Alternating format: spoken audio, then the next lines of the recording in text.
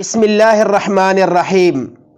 میرے محترم سامعین، آج جو میں آپ کی خدمت میں شرعی مسئلہ ذکر کروں گا وہ ایک دوست نے پوچھا ہے کہ قربانی کی منت اور قربانی کی وصیت کا شرعی حکم کیا ہے۔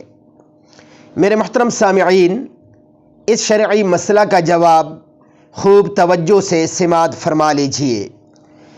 جس نے قربانی کی منت مانی پھر وہ کام پورا ہو گیا جس کے واسطے منت مانی تھی تو اب قربانی کرنا واجب ہے، چاہے مالدار ہو یا نہ ہو، اور منت کی قربانی کا سب گوشت فقیروں کو خیرات کر دینا چاہیے، نہ آپ کھانا چاہیے نہ امیروں کو دینا چاہیے۔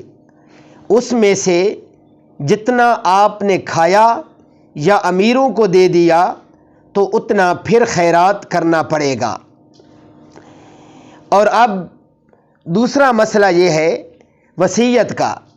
اگر کوئی وصیت کر کے مر گیا کہ میرے ترکہ میں سے میری طرف سے قربانی کی جائے اور اس کی وصیت کے مطابق اسی کے مال سے قربانی کی گئی تو اس قربانی کا تمام گوشت وغیرہ خیرات کر دینا چاہیے، اور خیرات کر دینا واجب ہے۔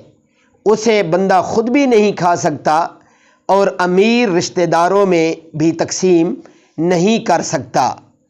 اللہ رب العزت ہمیں شریعت کے مطابق زندگی بسر کرنے کی توفیق عطا فرمائے۔